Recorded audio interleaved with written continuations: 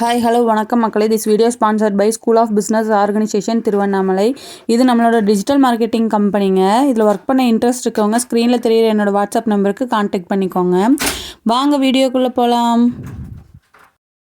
Skip பண்ணாதீங்க. பெரிய தப்பு. தினம் 300 ரூபாய் சம்பாதிக்க அரிய வாய்ப்பு. இன்ஸ்டாகிராம், ஃபேஸ்புக் பயன்படுத்த தெரிந்தால் போதும் content post and content publishing மூலமா தினம் 300 ரூபாய் சம்பாதிக்கலாம். இந்த வேலை செய்ய 5 நிமிடம் போதும். Work training support, group communication support, all language customer live chat support, முக்கியமா சொந்தமா ஒரு பிசினஸ் ஸ்டார்ட் பண்ற அளவுக்கு உங்களால கற்றுக்கொள்ளவும் முடியும், சம்பாதிக்கவும் முடியும். இந்த வேலை வாய்ப்பு வழங்குவது 5 வருடத்திற்கு மேல ரன் ஆகிட்டு இருக்க நம்ம தமிழ்நாட்டு company school of business organisation private limited. மேலும் விவரங்களுக்கு டிஸ்கிரிப்ஷன்ல கொடுத்திருக்க நம்பருக்கு வாட்ஸ்அப் பண்ணுங்க.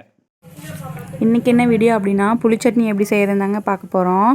ஃபஸ்ட்டு ஒரு கடாய் எடுத்துக்கலாம். அதில் கொஞ்சமாக எண்ணெய் ஊற்றி நல்லா ஹீட் ஆனதுக்கப்புறமா பெரிய வெங்காயத்தை பொடி பொடியாக கட் பண்ணி எடுத்துருக்கேங்க.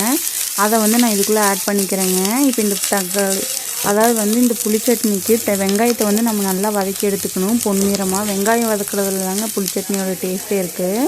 இப்போ இந்த வெங்காயத்தை நல்லா திருப்பி நான் வதக்கி எடுத்துக்கிறேங்க. இது எதுக்காக இந்த அளவுக்கு நம்ம வதக்கணும் அப்படின்னா, டேஸ்ட்டு கொடுக்கும். வெங்காயம் பச்சை வாசமாக இருந்ததுன்னா ஒரு காந்தல், ஒரு வெங்காரம் அடித்த மாதிரி இருக்குன்னு சொல்லுவாங்க எங்கள் ஏரியாவில்.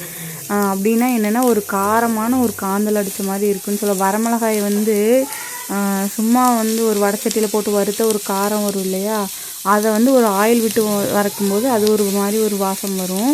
அது காரத்துக்கும் வாசத்துக்கும் வித்தியாசம் இருக்குங்க இல்லையா, அந்த மாதிரி தான் இந்த வெங்காயத்தையும் நம்ம நல்லா வதக்கும்போது டேஸ்ட் நல்லாயிருக்கும். அதுக்கப்புறமா கொஞ்சமாக கருவேப்பிலை சேர்த்துக்கிறேன். இந்த கருவேப்பிலையும் நம்ம நல்லா வதங்குற அளவுக்கு நம்ம வதக்கிக்கணும். எந்த அளவுக்கு வதக்கணும்னா அந்த அளவுக்கு அது டேஸ்ட் கொடுக்கும். கருகிறதுக்கு விட்டுறக்கூடாதுங்க மெயின். இப்போ வெங்காயம் நல்லா வதங்கட்டும். கடலைப்பருப்பு இருந்ததுன்னா கொஞ்சமாக ஆட் பண்ணிக்கோங்க. நான் ஆட் பண்ணலை. கடலைப்பருப்பு சாப்பிட்டா ஒரு சிலருக்கு வயிற்றில் புழு வரும் அப்படின்னு சொல்கிறாங்க. அதாவது அந்த கீரிப்பூச்சி வரும் இல்லையா, அந்த மாதிரி பிரச்சனை வருது அப்படின்னு சொன்னாங்க. ஆனால் அதிகமாக சாப்பிட வேணாம். எதுவாக இருந்தாலும் நமக்கு லிமிட்டு தானே, அதுதான் நமக்கு உடம்புக்கும் நல்லது. எதுவாக இருந்தாலும் அளவுக்கு மிஞ்சினா அமிர்தமும் நஞ்சு அப்படின்னு ஒரு பழமொழியே இருக்குதுங்க. எதுவாக இருந்தாலும் அமிர்தமாகவே இருந்தாலும் அது நமக்கு நஞ்சாக மாறிடும். ஸோ அதனால் எதுவாக இருந்தாலும் நம்மளுக்கு அளவாக இருந்தால் எதுவுமே பண்ணாதுங்க. எது சாப்பிட்றவங்களும் அப்படி தான். சுகர் இருக்கிறவங்க ஸ்வீட் அதிகமாக சாப்பிடக்கூடாதுன்னு கிடையாது. அதையும் நமக்கு ஒரு லிமிட்டுன்னு ஒன்று இருக்குது. எப்பயும் நம்ம லிமிட்டாக இருக்கணும். சுகர் வந்ததுக்கப்புறம் நம்ம லிமிட்டாக இருக்கிறது பிரயோஜனமே இல்லைங்க. சுகர் வர்றதுக்கு முன்னாடி இருந்தே நம்ம டெய்லி ஒன்று சாப்பிடக்கூடாதுங்க. நமக்கு எப்போல்லாம் சாப்பிடணும்னு ஃபீல் ஆகுதோ அப்போ மட்டும் அந்த ஸ்வீட் எடுத்துக்கிட்டால் போதும். சும்மா நம்ம எடுத்துக்கணுங்கிற அவசியமே இல்லை. ஒரு சிலரெல்லாம் ஸ்வீட்டு டெய்லி ஒன்றுங்கிற மாதிரி சாப்பிடுவாங்க. ஆனால் நம்ம அப்படியெல்லாம் சாப்பிடவே கூடாதுங்க. சுகர் ஏறிடும். ஏன்னா நம்ம ஒன்று மட்டும் சுகர் சாப்பிட்றது இல்லைங்க. ஒயிட் ரைஸில் சுகர் இருக்குது. அதுக்கப்புறம் நம்ம டீ காஃபி குடிப்போம். கண்டிப்பாக சுகர் பைத்தியம் இருக்கவங்க, அதாவது சுகர் வைத்தியம் பார்த்துட்ருக்கவங்க எப்படி இருந்தாலும் நம்ம நிறையா ஸ்வீட் சாப்பிட்ருப்போம் ஃபஸ்ட்டே.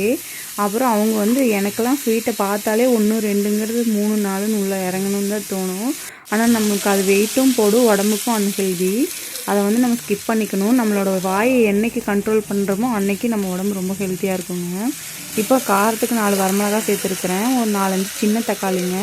அதை நான் கட் பண்ணி இதில் ஆட் பண்ணிக்கிறேன். இப்போ இதையும் நான் நல்லா பரட்டி விட்டுக்கிறேங்க. நல்லா வேகணும். தக்காளியும் நல்லா பிரிஞ்சு வரணும். அதாவது நல்லா நசுங்கி அதுவே வெந்து வரணும். அது வெந்தாலே உங்களுக்கே தெரியும் இல்லையா, கொஞ்சம் குழஞ்ச மாதிரி ஆகணும் தக்காளி. அந்தளவுக்கு இதையும் நம்ம நல்லா பரட்டி விட்டுக்கலாங்க. இப்போ இது நல்லா வதங்கட்டுங்க. அது வரைக்கும் வெயிட் பண்ணிக்கலாம். இந்த சிம்லையே வச்சு தான் நம்ம வதக்கி எடுக்கணும். அப்போ தான் இது டேஸ்ட் கொடுக்குங்க. தக்காளி வதங்கிறதுக்கும் சட்னிக்கு தேவையான அளவு கல்லுப்பும் நம்ம இதில் ஆட் பண்ணிக்கலாம். தக்காளி வதங்கிறதுக்கு தனியாகவும் டேஸ்ட்டுக்கு தனியாக கல்லுப்பும் போட்டுறாதீங்க. எல்லாத்துக்குமே சேர்த்து பொதுவாக கல்லுப்பு சேர்க்கணும். இப்போ இதை நம்ம நல்லா வதக்கி விட்டுக்கலாங்க.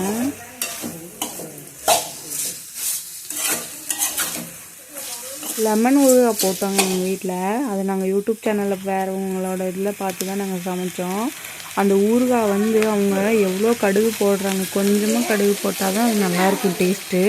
லெமன் ஊறுகாய்னாலே கொஞ்சம் லைட்டாக கசப்பாக இருந்த மாதிரி தான் இருக்கும் நம்ம வீட்டில் செய்கிறதெல்லாம். ஆனால் அவங்க எவ்வளோ கடுகு போடுறாங்கன்னா அவ்வளோ கடுகுலாம் நம்ம போட்டோம்னா சட்னி, அதாவது அந்த இதுவே கெட்டு போயிடும். ஊறுகாயே ரொம்ப கஷ்டம் மாதிரி எப்படி சாப்பிட்றாங்கன்னு தெரியல. எப்படி அதை செஞ்சு போட்டாங்கன்னு எனக்கே தெரிலங்க. ஆனால் நான் அந்தளவுக்கு கடுகு போட்டிருந்தேன்னு அந்த ஊறுகாய் தூக்கி நான் குப்பையில் தான் போட்டிருக்கணும். நாங்கள் கொஞ்சமாக தான் போட்டோம். டேஸ்ட்டு சூப்பராக இருந்ததுங்க. அந்த வீடியோ வேணாலும் நாங்கள் ஆட் பண்ணுறோம். கமெண்ட்டில் ஷேர் பண்ணிக்கோங்க. இப்போ இது நல்லா வதங்கினதுக்கு அப்புறமா இந்த அளவுக்கு நல்லா கலர் சேஞ்ச் ஆகி வரணுங்க. இப்போ வந்து நான் பொட்டுக்கடலை வந்து கொஞ்சமாக எடுத்திருக்கேன், அதையும் நான் ஆட் பண்ணிக்கிறேன். இது வந்து சட்னி வலுவலுன்னு இல்லாமல் கெட்டித்தன்மை கொடுக்குங்க. அதுக்காக தான் இந்த பொட்டுக்கடலை ஆட் பண்ணுறோம். ப்ளஸ் டேஸ்ட்டும் கொடுக்கும்.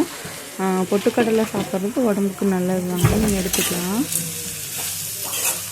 இப்போ இதை வந்து நம்ம நல்லா வதக்கி விட்டுக்கலாங்க. வீடியோ பிடிச்சிருந்துச்சுன்னா லைக் பண்ணுங்கள், ஷேர் பண்ணுங்கள், சப்ஸ்கிரைப் பண்ணி சப்போர்ட் பண்ணுங்கள் மக்களே. நிறைய பேர் பார்க்குறீங்க, சப்ஸ்கிரைப் பண்ணாமையே பார்க்குறீங்க. அப்புறம் ஒரு சிலர் சப்ஸ்கிரைப் பண்ணியிருக்கீங்க ஆனால் ஆல் பட்டன் கிளிக் பண்ணாமல் இருக்கீங்க. அவங்களாம் மறக்காமல் ஆல் பட்டன் கிளிக் பண்ணிக்கோங்க. அப்போ தான் நான் போடுற எல்லா வீடியோவும் உங்கள் நோட்டிஃபிகேஷனுக்கு வருங்க. Thank you, by by. சட்னி அவ்வளோதாங்க, மிக்சியில் அரைச்சா முடிஞ்சது.